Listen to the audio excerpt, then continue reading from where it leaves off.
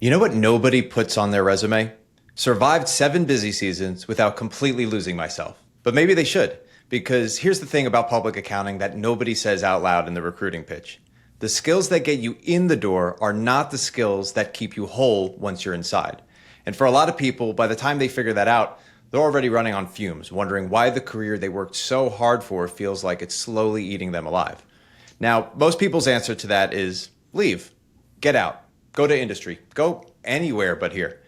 But tonight's guest, she stayed a decade in Big Four and not just survived it, but she figured out something out about how to sustain herself through it. And then she took that and built it into the culture of an entire organization. She's got a VP title, a toddler, a board seat at Second Harvest Food Bank, a coaching certificate, a competitive dance background, sabbatical travel across 13 countries, including safaris in Rwanda and Tanzania, and a Cal CPA Woman to Watch nomination sitting in her inbox right now. And somehow she seems like she's actually doing okay, which in this profession might be the most radical thing of all. So if you're white knuckling your way through the grind and calling it a career, this episode is for you because thriving and surviving, they're not the same thing. And someone finally figured out the difference. 3 episodes in, the regulation, the quality, and now the human behind it all. That's right. It's time to get qualified. What's up, everybody, and welcome back to Qualified Opinions, the show where we give the audit community the content that they actually deserve. Real talk on quality, culture, and transformation without putting you into a compliance coma. I'm Drew Carrick, the Rapping CPA, your host, and alongside me is Chris Vanover, founder of CPA Club and former PCAOB director. Chris is legally required to be here, but I'm told he's excited about it. Chris, are you feeling good? This is going to be a good one, Drew. Looking forward to it. All right. Next time, we'll have you come prepared with a joke to tell. Fair enough. Always room for improvement.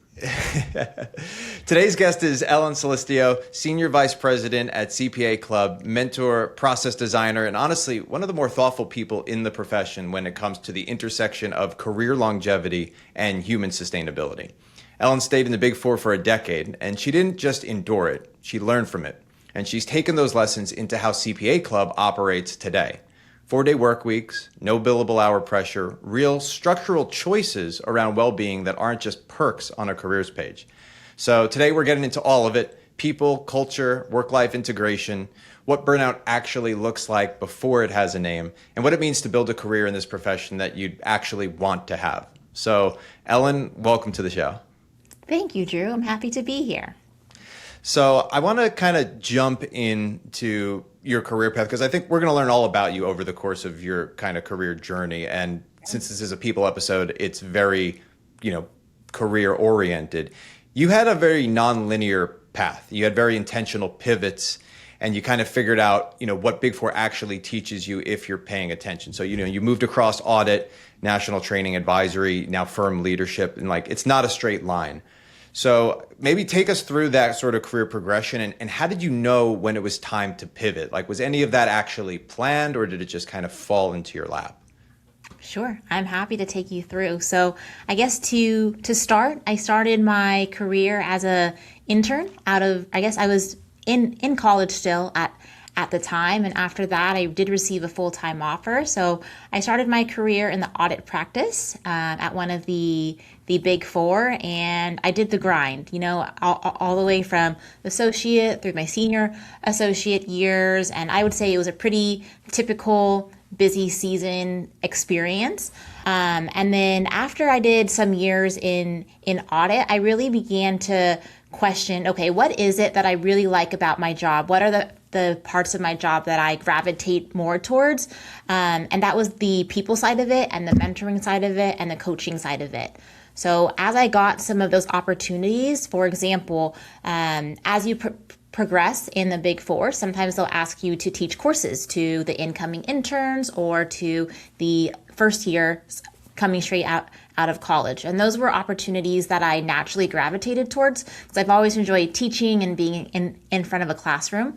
So as I began to teach more of those courses, I was like, man, how can I do this as part of my job on a bigger scale? Because this is the part that I really like.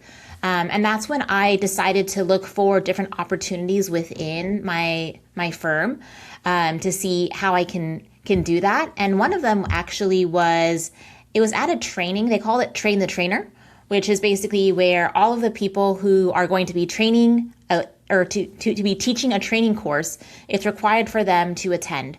And at this the trainer course, it was taught by a bunch of trainers who actually put together the training content. So I did a lot of networking when I was at that training class, and I was trying to understand what they do on a day-to-day basis. And I was really intrigued by their group. So I kind of reached out and I was like, hey, I want to know more about your group. And it turns out it was a group through the national office. It was their national office learning and development group.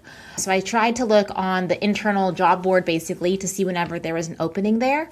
And thankfully for these tours, they provide 2-year tours where you can kind of get in, get out, and get a different experience within a different, I guess, part of the firm. I think, Chris, you did a tour too, if I recall correctly, or did something? Yeah, I did a tour up in the audit transformation program at PwC back in the day, working on the proprietary audit software methodology. And I think I'm going to have to one up you here, Ellen, because I actually believe I went to a train the trainer of the trainer session. Oh, wow. So there you go. That even exists, believe it or not.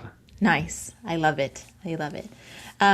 So yeah, I guess to go back to the tour experience, I was looking for a tour experience specifically in learning and development.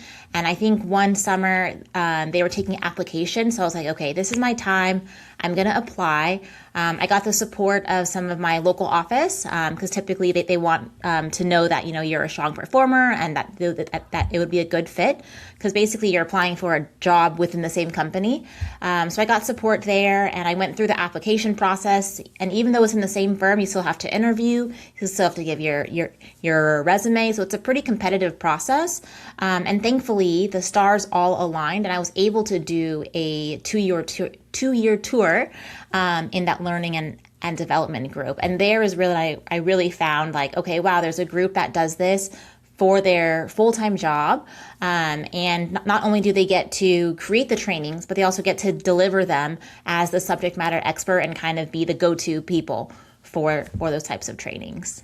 So it sounds like, was there ever a point in your mind as you were kind of growing up where you're looking at different careers where a teacher was a potential option? Because it sounds like you have this knack for educating. That's actually a really good point. Back in the day, I actually really wanted to be a kindergarten teacher because I actually really love kids too. So I think that I've always gravitated towards teaching. I wanted to be a kindergarten teacher, but unfortunately, there was a seed planted in my mind that it might not be challenging enough for me. I'm not sure how true that would have been, because I think whoever's dealt with 35-year-old kids is godsend. So I've always gravitated towards teaching. And actually, a fun fact about me, Drew, is that I used to teach group fitness classes at a local gym in my community twice a week. And it was probably between anywhere to 30 to 60 students every single week per class. So not only do I like to teach in an academic setting, but also in a fitness setting. Wow. Yeah.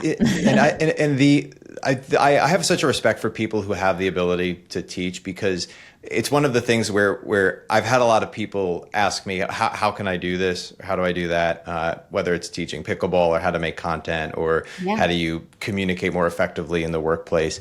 And a lot of it, I just feel like I just know how to do it, but I don't know how to convey to somebody else, here's how you could also do this. So there is truly an art to building a syllabus and conveying a message that I see the value in why training the trainers would be a valuable training.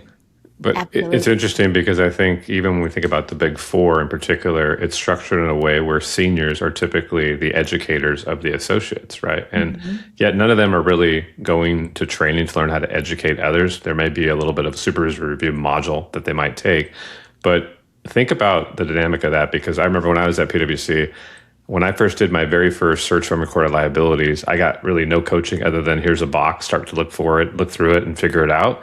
And then he left. And then I was like, wow, I'm completely sure I screwed that up looking back on it. And then 2 years later, I'm out there actually trying to supervise someone through that AP search. And that's when it finally clicked with me. So I do actually think we learn more in educating others than actually just receiving the education at times. That takes me back to in high school. After I would learn something in bio class, I would go to dinner and sit at the table and tell everybody about how eating this food is actually the end portion of the respiratory process, and it's the last particle. And that still sticks in my head because it was one of those things where, like you said, teaching it really does help you do that. And to your point, you too, never Chris, have 10 accountants at a Thanksgiving dinner, right? Yeah. Everybody will be teaching everybody everything. But to your point, not all of the best, just because someone was a stellar senior and a stellar manager doesn't necessarily qualify them to be as, we often assume, oh, you're the best, so you should learn from the best. But the best isn't always necessarily the best at teaching. And we see a lot of people leaving, Big Four and trying to escape that when things get hard. And maybe it's just because they got dealt a tough round of managers who they had to work under, and they never had the opportunity to learn everything that they could. Some people get lucky and some people don't. And it kind of becomes a little bit of a toss-up. But Ellen, you stayed for a decade. So, did you have good, managers along the way that kind of helped with that? Like, what made the difference? And what did that chapter teach you that you sort of still carry today where you went through that journey? Absolutely. And I think you kind of alluded to it just right now, Drew, is that some people do have the opportunity to learn so that they can become high performers, where some people are kind of left behind because they didn't have people who would sit down and actually teach them how to do something. So by the time they're a senior associate and they have to teach someone else and kind of supervise work, they're in a tough spot because no one ever taught them how to do it as a first year or second year. And now the managers are looking to their seniors and saying like, hey, you have to teach these people. And they're like, well, I don't really know how to do it myself. So how do you expect me to teach others?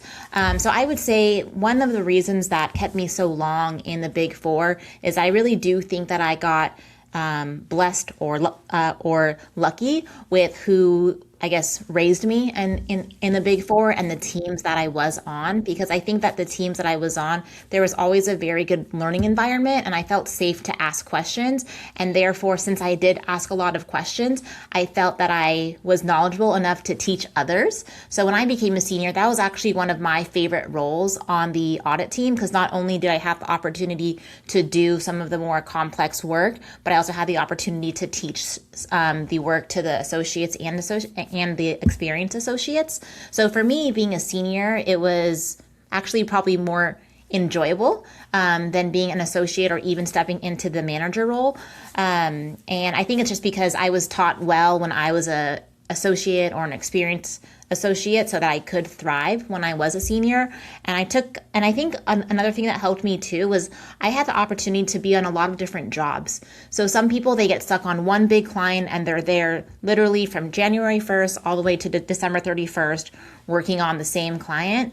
And I think that while the continuity is great, I think it takes away a lot of learning opportunities from other clients and how things are done on other clients and how things are done on public companies versus private companies versus emerging growth companies. So I was blessed with a pretty wide variety of clients that I got to work on. I mean, I worked on anything from, a small startup that was still trying to bring their product to market to very mature public companies who've been on the market for 30 plus years, right?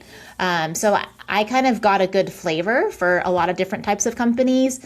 And because of that, I did get to work with a lot of different managers and seniors and partners as well. So I think that really having a variety to your workload helps you grow in a lot of different ways too.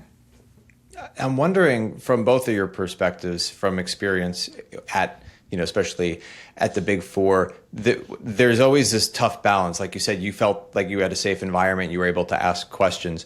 There's always this balance of when are you asking too many questions and when are you asking not enough questions. I'm curious if you guys had any sort of like rule of thumb that, or a mindset or a philosophy on that maybe somebody who is a staff would find to be useful, or even a manager who's trying to effectively manage might find useful. Because there's always, we don't want you spinning your wheels, so you're spending 2 hours trying to figure out how to tackle a work paper, and instead of doing anything, you're just trying to figure out what you're supposed to be doing. At that point, you should have asked, type of thing. But you also don't want someone who, the moment that they don't know something, is just raising their hand and they're constantly just pestering you. You're spending all day answering questions instead of actually getting anything done. So was there an approach or a paradigm that you guys had for how to balance that? Chris, did you want to Spotlight's start? on you, Ellen. Here, Okay. let's start with you. Yeah, so I would say it's a delicate balance for understanding, and I think it really depends on the person. But for me, when I stepped into that senior and manager role, when my associates were very quiet, I got very nervous. I was like, okay, they've been very quiet. They haven't asked me a question in a full day. They're either really in their work or they really have no idea what they're doing, and I need to step in. So I always try to keep the lines of communication open, saying, hey, if you have any questions, let me know. And for me, I felt so much better as a senior and a manager when I did receive questions, because that means that they were actually going through the work and they were coming into obstacles where they didn't know what to do, or they just wanted a little bit more guidance.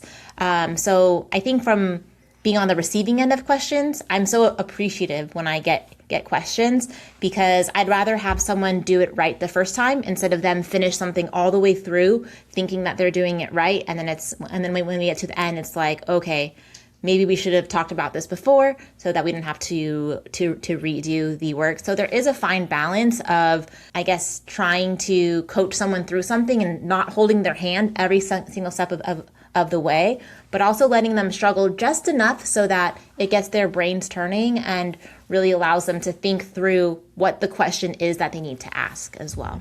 It's good stuff. And I think for me, I'm big with two letters, A and A. My two kids are Audrey and Austin, and obviously work in accounting and assurance. So everything I do is A and A related. But I think it comes down to approachability and adaptability. One being, you've got to be approachable. They've got to know that they can come to you and actually ask you questions. And then secondarily to that, I think it's being adaptable as a mentor and as a coach. It's not always your way or the highway. It's ultimately yourself being able to adapt to how they want to communicate with you. So I would always try to ultimately understand their preferences around how they best communicate. Some of them are, ultimately just want to sit down and talk. Some of them want to ultimately do it through an email. They want to do it through an instant message. Finding a way to meet them where they are, I think, is critically important to cultivate that learning environment for them. It reminds me a little bit of the suggested approach to what, as somebody's kind of elevating their career, how do you communicate effectively with leadership, right? Because that's a bit different of a challenge than just, reporting to your manager and asking questions. And they always have that breakdown where it says, well, come with, here's the problem, and the kind of prompt a question, right? Here's 3 possible avenues or solutions, and here's my recommendation. So it kind of allows you to get all the information across, but also still work towards that growth. And kind of what, Ellen, you were talking about is you want to be struggling enough that you're working out, right? Like if you don't lift any heavier weights every time you go to the gym, you're never going to get any stronger. So you do need to push it, even if it's marginally. That's the only way that you're going to grow. If it becomes too easy, then that's where the growth sort of halts. So you sort of described a senior retreat at PwC as this like inflection point, and in a moment where something shifted in how you understood yourself as a professional. So what did you learn there, and how did it change the way that you operated on day to day? Yeah. First, we really have to get into where this retreat was. Yes. Okay. So tell me all about the retreat. Yes. So whenever someone at PwC would get promoted to senior associate, at least back in my day, they would call I think it was called Senior Discover. And it was hosted at this beautiful cliffside ocean resort in Palos Verdes. It's called the Terranea, and it's a beautiful resort. And Fun fact, it is the former home of Marine World in California. And I, unfortunately, didn't get to go there until Father's Day a couple of years ago for the first time. So I was not part of this initiative at PwC back in the day. Yes, and it's changed over the years. I think when I was there, it was at the Terranea Resort. I think the most recent I heard is that they do it at a resort called Miraval. It's like a well-being resort. But when I was there, it was at a Terranea Resort, and it's a very beautiful place just along the Pacific Ocean. And basically what it is a place for you to come as yourself and to not do client work. It's really a chance for all the seniors to unplug, get in touch with themselves because they're probably either about to gear up for a busy season, or perhaps they've just finished a busy season and need to replenish and kind of find their roots and kind of ground themselves. So this was a promotion perk once someone got promoted to senior. And I would say that it was a turning point for me in my career because basically as part of this program, not only do you get to go away, I think it was for 3 or 4 nights, but you also get assigned a career coach, and you'll do some group coaching with about 8 to 10 people, but you also get one-on-one coaching with one of these career coaches to kind of talk about, okay, what is it that keeps you here at PwC? What are the things that burn you out? How is your energy? And it really caused me to think internally about what it is I like about my job and what are the things that I'm having a hard time to manage. And I think that one thing that stood out to me was that of all of the people at the resort, I was probably managing my energy a lot better than 95% of the people there. And I only say that because we did some kind of survey and they're like, okay, keep your hand up if you got like 15 points, 18 points, whatever. And I was like one of the few ones with my hand up towards the end.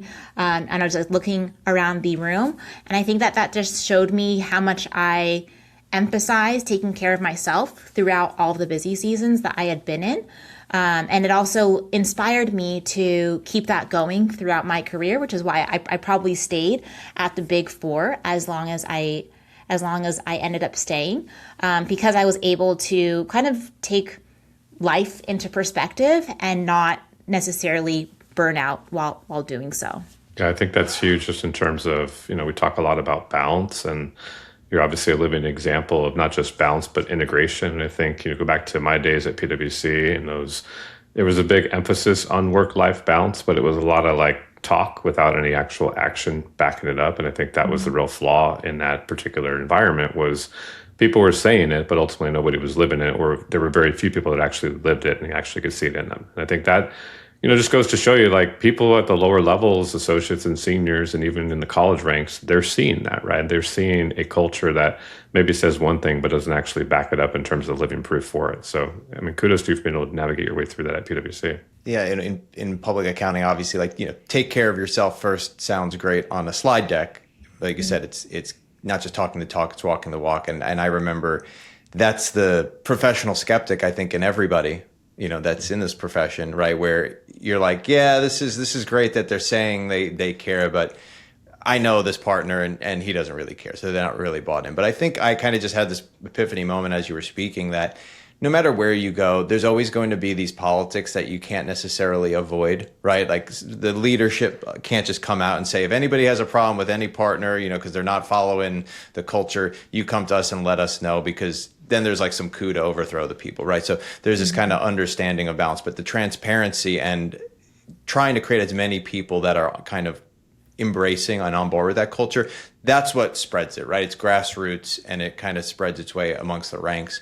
So what is it actually? We've always been talking about it too, right? The concept of work-life balance, the concept of work-life integration, the concept, unfortunately, that we live with is burnout, right? You mentioned that, right? And I'm a little bit surprised, and I've got my own thoughts on this. I'm curious, Ellen, what you think about this. But the AICPA, I think, just recently published some sort of burnout checklist that they want people to ultimately complete as part of being a professional within public accounting. And you have to, at least I scratch my head and go, are we really at that point where we have a burnout checklist in this profession? Yeah, it's a great point that you bring up, Chris, because I can't really think of another profession where they're gloating about a burnout checklist, being like, are you sure that you're working hard enough, or are you taking care of yourself? Are you burnt out? You don't really hear that in other industries. Or if you were to ask any of my friends in my social circle to talk about burnout at their job, they'd be like, what? I'm not burnt out, right?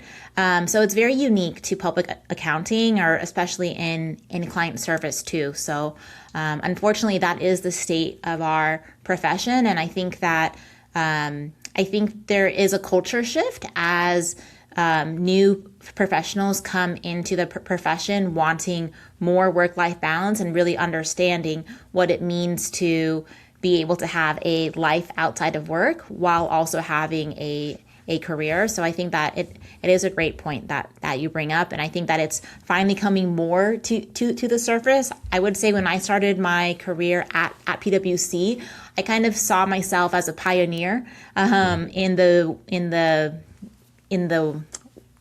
I guess in the well-being space. One example that I have was when I first got to PwC, I was not used to sitting as much as all of us did. You would go to college, you'd sit for like an hour and a half, then you'd go have a break. You'd come back, do another class, have a break. And even in the 3-hour classes, they would give you a break.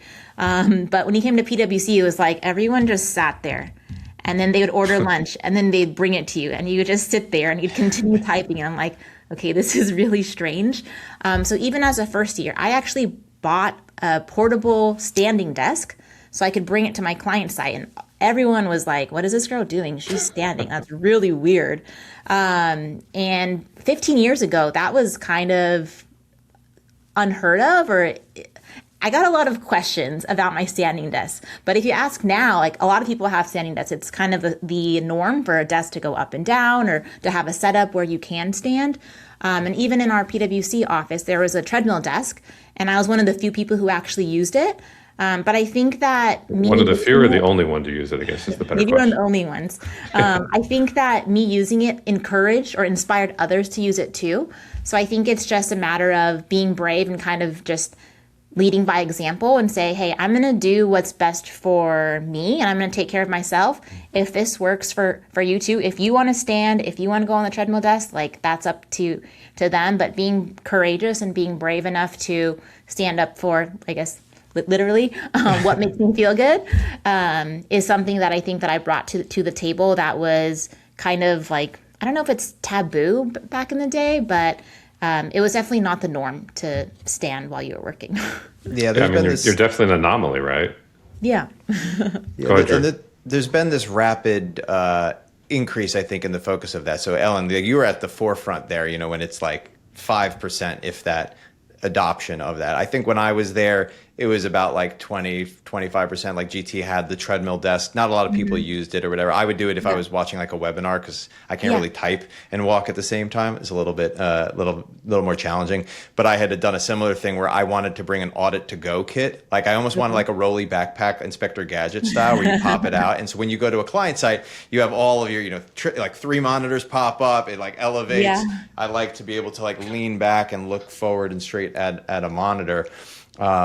And to your point, now all of a sudden, like standing desk is the norm, and it happened so quickly. And Chris, what you were talking about earlier, we spent so many decades talking about it, and companies not really actually doing anything about it. They're like, oh, we'll give you a $25 gift card to like your local gym. Well, here's the thing: nobody has time to get to the gym when you have an hour commute, and then you're working for 10 hours, and then you have an hour commute back. You got to eat, and you're shot from the day. So.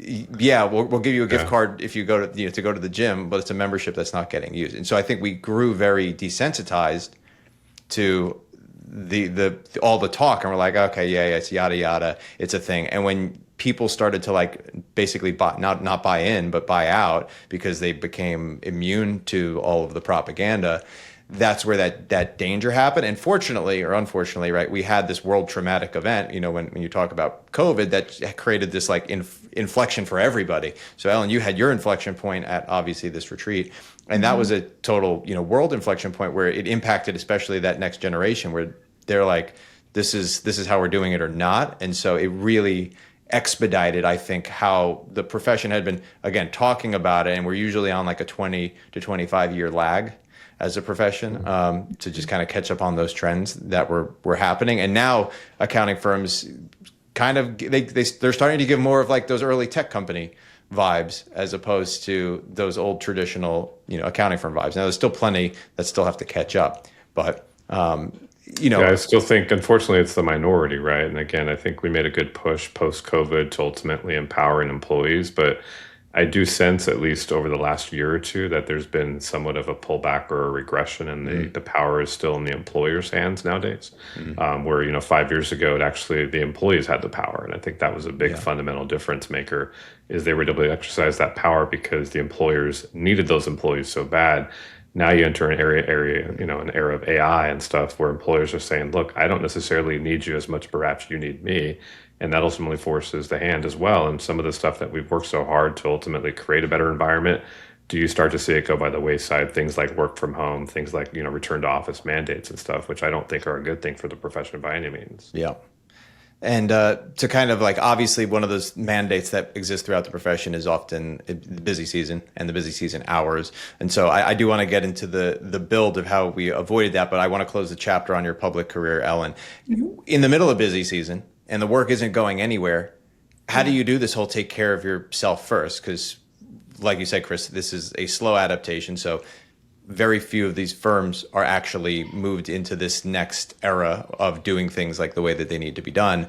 How do you actually navigate, this, Ellen, for the vast majority of people who are still stuck in that busy season cycle? Yeah, I would say it's definitely tough. It's definitely not easy. And sometimes you're not going to get a perfect, well-balanced day every single day. And I think that that's part of the balance, right? It's like some days we might not be able to have as much flexibility as we want, but maybe the next day there's a little bit more leeway. I think for me and the teams that I supervise during busy season, I always try to integrate some kind of break during the day. So my team would intentionally say like, hey, let's go for a walk. Hey, let's go outside. Let's eat lunch outside. It sounds silly when I talk about it out loud. It's like, oh, let's go eat lunch outside. But literally some teams, they'll just sit there at their desk being like, oh, I'm too busy. I can't even walk away from my desk and eat for 20 minutes. And I think that's a little bit dramatic. It's like, how do you escape from Alcatraz at the end of the day, right? Yeah. So I would say that there's always time to take a break, to take some kind of, even if it's just, I think some of my associates, they would go to their car and take like a power nap, whatever works for that person. For me, it's taking walks or putting on my music and just listening to something to get out of the calls or just get into a different realm. And I think that one thing that helped me and my teams was basically we decided that we weren't going to work at the office after a certain hour. So it's like, okay, it's 7 p.m. Everyone head home, do your thing. If you need to work after that, log on, but you can do it from home. Like, I don't want to see your face, basically. And a change of scenery definitely can help with productivity or even just changing it up so it doesn't feel as monotonous. The montage helped too, right? Yeah, I had the opportunity to work on a handful of beautiful luxury properties. That was my portfolio. So maybe that helped too. So it's always a catch-22 when you have those situations, because part of you wants to go participate in the place that you're at. I loved working at the Chia company because I got all this like kind of free food.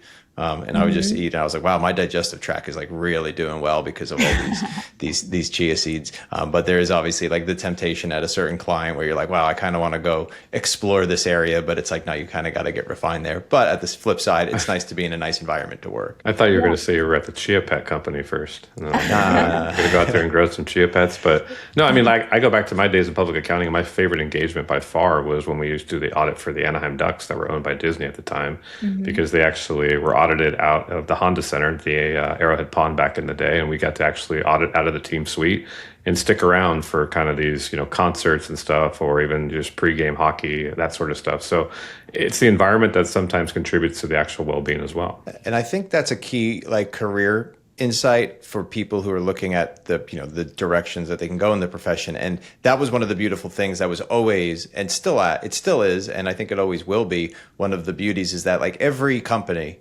has an accounting department. And Tim Natty talks about this. Every decision you make, it's like there's a business decision behind every piece of art. And how do you fund a movie, and how do you fund a music video or a song or an album or a sports team or organization? And you can participate in a capacity that's related to your profession. And the accounting department gets a ring when the team wins the Super Bowl. just like everybody else that works at the organization, right? So you can be a Super Bowl winner because it's not just the players on the field that are part of the company. It's everybody who makes that company operate. Yeah, but I mean, I'm listening to Ellen. I think, Ellen, you're an inspiration to a lot of people that are in public accounting, because a lot of people don't necessarily have what you were able to cultivate and create at PwC, and even in, your world post PwC. So, and I think that's unfortunate, is that there's not more Ellens out there in public accounting. But for all the bad we talk about public accounting, there's also these good situations as well. And it's a matter of ultimately aligning yourself to those to hopefully, get what you want out of it just as much as the employer wants out of you. And I think it very much so becomes an individualized decision. So, if you take away anything from this, right, it's listen to Ellen's story, and you can choose to make that be your story as well. And so thinking of choices here, Ellen, CPA Club operates pretty differently from your traditional firm, right? 4-day work week, no billable hour pressure, distributed team with, intentional connection and how it's built. So, there's this level of like being deliberate in the design. And how do you what's your philosophy on like why this works? Like how deliberate that design was for, how you kind of build your people and culture team at CPA Club, and how that actually has business value and success tied to it, as opposed to what everybody thinks, which is like culture kind of comes at the cost of the bottom line and the business success. So you did mention the 4-day work week, Drew, and the lack of billable hours. And I think for me, that's really been game changing in terms of how I approach my work at CPA Club, because I remember sitting at PwC and basically as we approached busy season, everyone was like, all right, guys, you must bill at least 55 hours a week from now until the end of March. And I was like, okay, all right, challenge accepted. I will bill 55 hours a week, no matter what, minimum. And I would say that it didn't encourage me to be productive. It's like, okay, if I need to be here for 12 hours a day or 11 hours a day, how can I make this time go by if I just need to go get through all this work? And of course, there's work to be done, but as an employee, there was no incentive to finish anything early. It's like, okay, here I go. Let me do this. Copy, paste, copy from last year. All right, let me do some data validation, look at my different screens.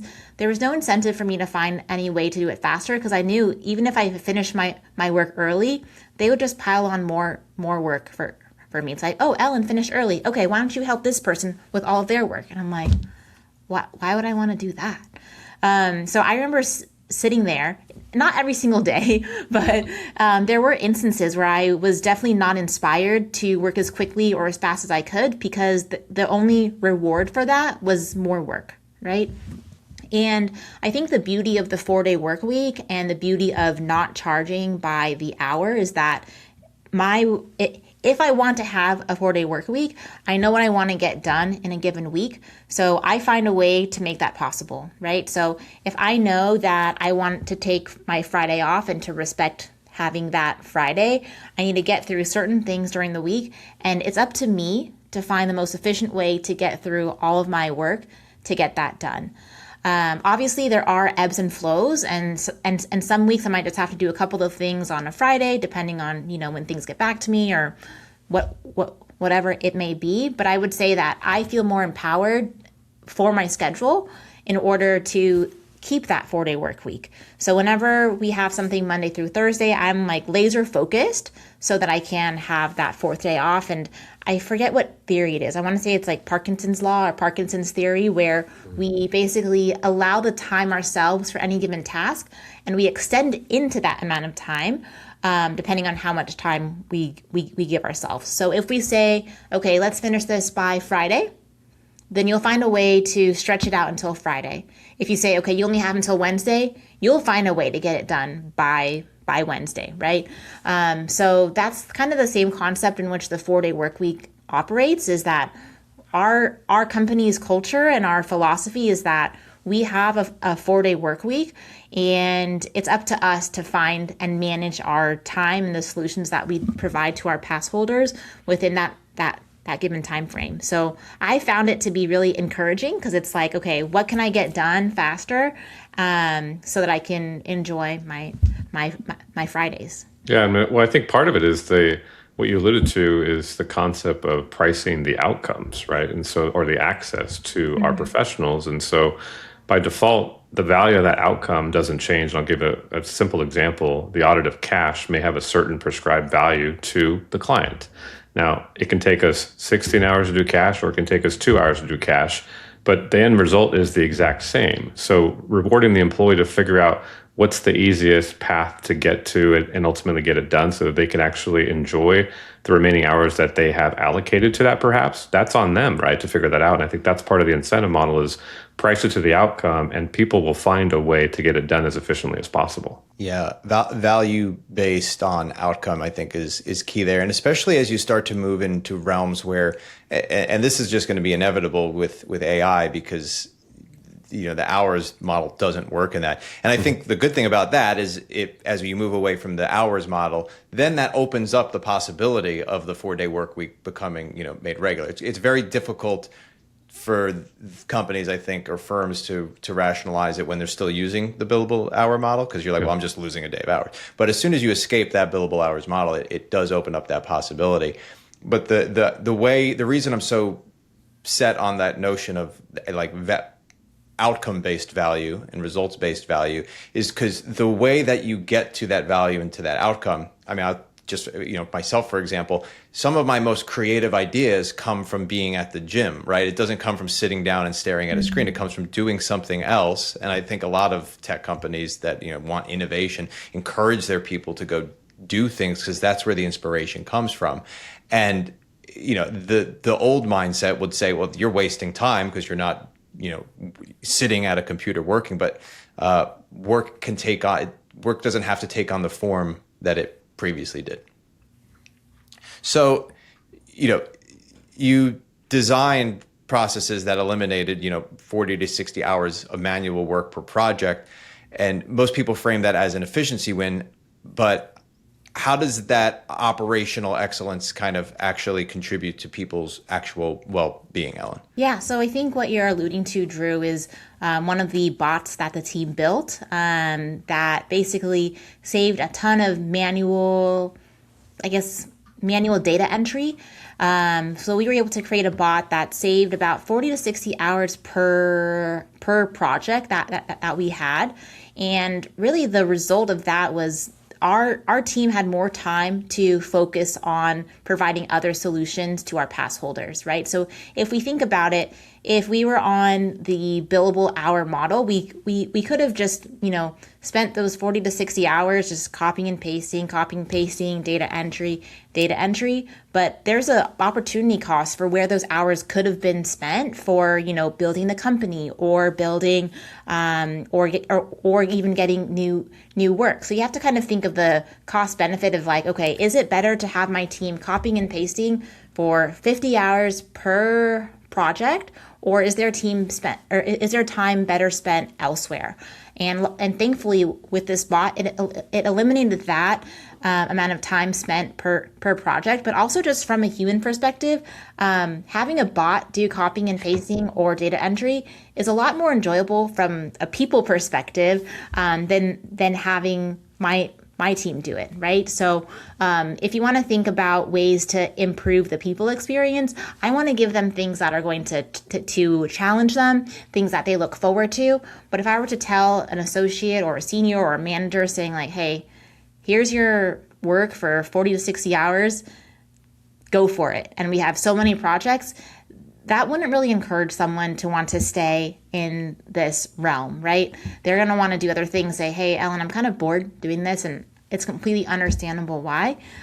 So finding bots to take out the boring work so that people can do the fun work is part of the perks of finding ways to make things more efficient and faster and better. A couple things here. It taps into the creative abilities of people that sometimes they don't get to exercise in public accounting, is when you actually challenge them to say, hey, go build a bot that can make this better, right? That's ultimately stretching the creative muscles of people's brains in a different way. But secondly, I'm always curious about this. So I presume bots are like babies. Do you actually have a name for the bot? That's a good question. I don't think that we officially named the bot, Chris. Just the bot. Okay. It's the bot. Interesting. And then I go back, Drew made a good point. I will reaffirm the fact that you cannot just pivot into a 4-day work week when you're under a billable hour model. It's fundamentally impossible. So you do have to ditch the billable hour in order to create an access model that then can translate into a 4-day work week. So I do want to pivot, from that stuff and kind of talk about, your work-life integration concept, right? Because I think what's always interesting is, I think Jeff Bezos talked about it's not about work-life balance, it's about integration. Mm-hmm. Balance just says it's one on and the other one off, and then the other one on and the other one off, versus integration, which is kind of how they coexist and how they flow and are intertwined. So you have a lot going on, right? You're senior vice president here. You've got a toddler, kids at home. You've got the board seat, for Second Harvest Food Bank. So you're volunteering. You have competitive dance in your background. That was a new one for me to discover. I didn't know about that. You've got your 13 countries of sabbatical. So you've clearly always had these other things going on outside of work to feed the soul. So were those things intentional, as far as like you wanted to find things to do, or is that just kind of like an element of like, this is who I am and I'm just going to do it no matter what? Yeah, I think that a part of me is always itching for kind of the next thing that I want to dabble in. So, for example, last year I did my first ever bowling league with my family, which was really fun. I also took some swim classes, some recreational swim classes as well. And then I think for this year, I'm eyeing some watercoloring classes. Or maybe some kind of like painting or drawing class. But for some reason, I always feel drawn to find something for my creative outlet, because like you said, I did grow up in a very creative background. So I did do dance basically from age 3 all the way through college, with a handful of those years being competitive. So I do feel like I have this a very creative side to me that doesn't necessarily get to be unleashed during my accounting 9 to 5, 8 to 5 job. So I feel like there's always just this creative side that's kind of bubbling in the background, which is what draws me to a lot of these, I guess, outside activities. I think that I would even argue that travel is a creative art, because it's really understanding and absorbing the world around you that's different than your home, right? So whether it be just walking around listening to a different language or seeing different things or trying different food, it's really just kind of challenging and stretching the brain in ways that you don't get if you have the same routine every single day. So I would say that those things I've always gravitated towards, and I think that's helped me grow as a person and helped me see the world through a different lens, and just see people with more compassion and just see everything a little bit differently. So I've always gravitated towards, I guess, more fun activities maybe, or just something out of the ordinary to keep my creative spirit alive. Yeah, and the creative when it comes to in the business world, and then creative when it comes to like other endeavors are different strings, I think, when it comes to, how do you unleash that creativity? So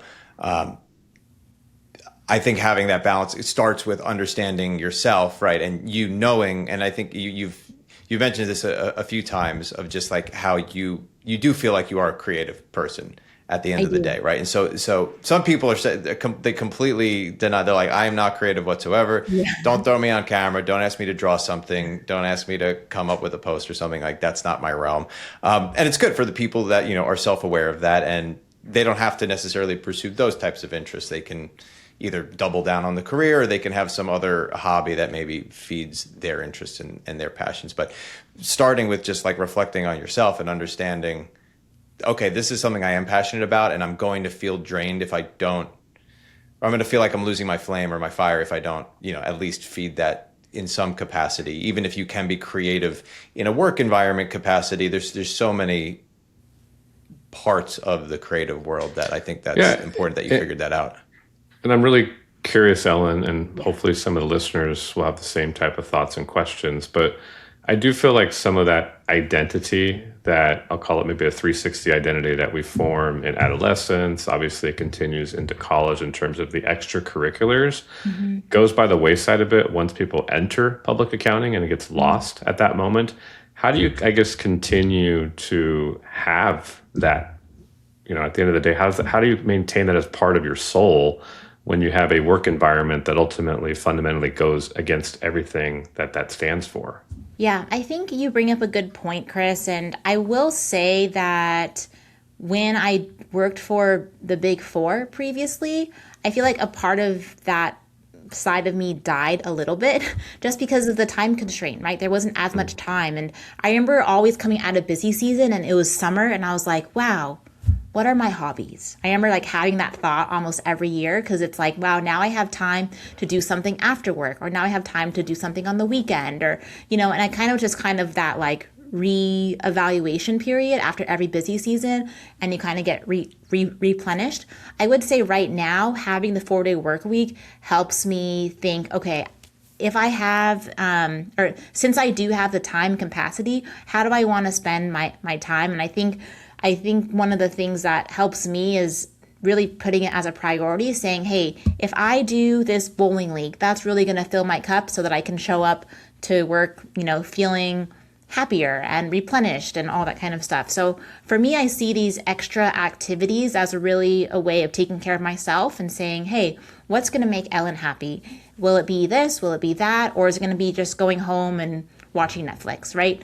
Yeah. So it really just comes down to a self-reflection of taking an inventory of what fills my cup versus what's draining or what makes me feel like I'm just going through the motions. Yeah. I'm going to go back to something you said initially, though, because you mentioned at the start, you went through the grind, right? And so most people, including the listeners here, are probably in that grind. And so they don't have the luxury of a 4-day work week where they actually have more time to allocate towards life. What's the message to those folks at this point in terms of how do they actually get more life that really encapsulates who they are as people? Yeah, I would say I think my advice is that it's important to make it a priority. So for example, I mentioned that while I was at PwC, I actually held a part-time job teaching group fitness classes. And it would probably take me, the classes were 1 hour each, but one of them would end basically at, I think, 8:30 on a Friday. And so after that, I would just be coming into work late, or even on Monday evenings, I'd have to leave work early during busy season to go to that class. And for me, that was a priority. It was basically a non-negotiable. I was like, hey, I'm going to be gone on Monday evening early because I need to teach this class. I'm going to be coming in late on Friday because I'm teaching this class.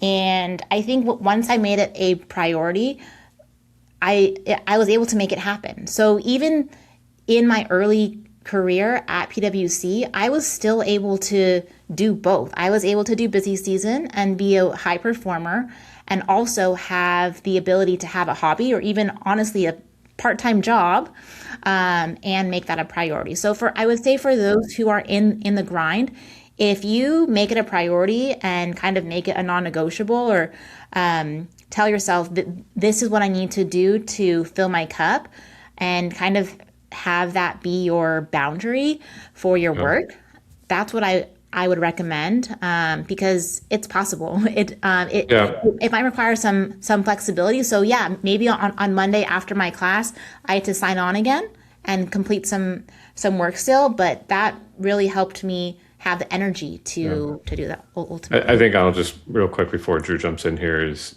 you kind of defined in our profession, we talk about scope creep. Maybe we're coining a new term here based on Ellen's inspiration. It's the concept of like career creep, right? You don't want to make sure your career doesn't necessarily creep into your actual life because it's still just one component of who we are. Yes.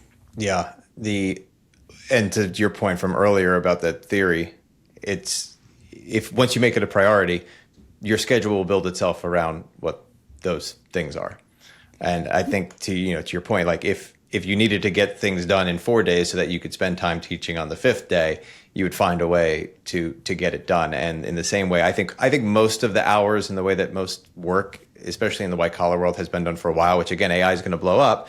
there's not going to be that opportunity to have these like wasted hours necessarily anymore. But there used to be just a lot of, I think, wasted time intentionally going slow, and even if it was coming from a subconscious level. So people say, oh, well, that's, we lost 4 hours. And it's like, well, no, if you just kind of condense the other hours and make those more productive hours, you'll get just as much done. So, you talk about, these teachings, and this whole thing has been a very valuable lesson. And you actually do it from a mentorship standpoint as well. And so this is, kind of new to me as well. And obviously I'm aware of the coaching endeavors that you do, amongst the people. But you do take, mentorship as a serious thing. And I think, encourage people to get the courage to ask questions and not resist help. And sometimes, getting a mentor or asking somebody to kind of coach you or help you out is asking for help. So what's that mentorship journey just been like for you? And, what does it feel like when someone finally finds their footing? Like, why do you keep showing up for that mentorship? Because it's obviously something you're passionate about. Well, I think going back to the PwC Discover experience, one thing that stood out to me was the coach that I had. So the coach that I had, she was the one who actually inspired me to get my own coaching credential, because I was like, wow, people can actually help individuals one-on-one for a full-time job.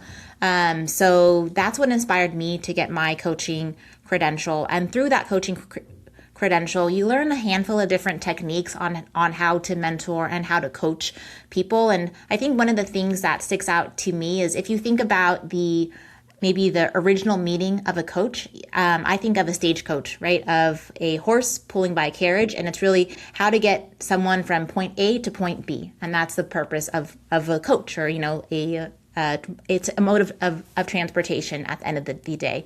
And that's exactly how I see mentorship too. It's like, okay, how do we help get our associates from point A to point B? And I'm not the one who's defining what their point A is and what their point B is. They internally know where they are, and where they want to go is up to them. So it's not me holding their hand and guiding them where I want them to go, but it's more like, okay, what does your career journey look like, and really make it about that individual. And I think for me, it's been a really rewarding process to understand and to see the growth of each individual, kind of step into their shoes, knowing that they got there all on their own. Sure, I may have asked some guiding questions and helped them really uncover what it really is that they want to get out of either their career or their personal life or whatever it may be. But I think that for me, it's really rewarding to be a part of that process. And I think that the beauty of it is that all of the potential, it's all within. It just has to get unlocked and seen through a different light. And sometimes people just need help finding that light within.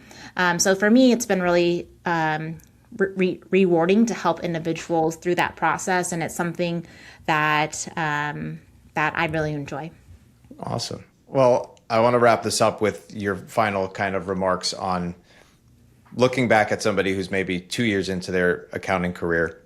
They're already feeling the grind. What's that encouraging word? What's that advice that you would, if you could rewrite advice to someone who's, early on in their career about, not just surviving through the profession in public accounting, but actually thriving in it and getting the most out of that experience?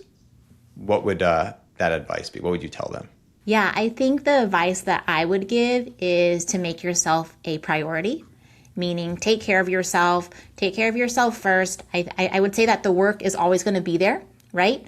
But if you don't take care of yourself, the work is even going to grow even more, because you're not going to be able to show up to work as your best self. You need to be well fed, well slept, and have the energy to show up for what you need to do. So that it all comes from taking care of yourself first, and really knowing that you as a human being and your well-being matters much more than an email getting sent out by end of day. Right? So really take care of yourself. And I think that that'll go a long way, not only in your career, but also just the longevity of your life. Yeah, what I think I heard from you is just that conscious choice to avoid that career creep. Yes, that's a good way to put it. Well, we will be coining career creep after this episode. So Ellen, thank you so much for joining us and thanks for giving us these amazing insights. And I think it's very useful to anybody who is early in their career, as well as from the flip side, anybody who's trying to adequately and effectively coach and get the most out of their young staff and mentor them into the best versions that they can be. And it's, as you've proven, logically, it's a good business decision as well. Yeah. And when the clock strikes 55, that's our cue to wrap things up, because anyone who knows me knows I could talk for 8 hours a day like it's my job. That's kind of meta, actually. Thank you so much, Ellen. It's a terrible number of public accounting, Drew. It's crazy how you end up here. So thanks for coming on. We'll drop Ellen's LinkedIn in the show description so you can check out her biweekly posts on people and culture. And I'm sure if you ask her any survival tips, she'll be prompt to get back to you, because she's got her operations in order and has been sharing some great insights on our LinkedIn page. So this has been Qualified Opinions, brought to you by CPA Club, transforming accounting firms and professionals so we create a better future for the entire industry. So earn CPE credit for listening to this episode by taking the quiz on the Earmark app, and subscribe to us wherever you're listening. I'm Drew Carrick, and until next time, stay footed.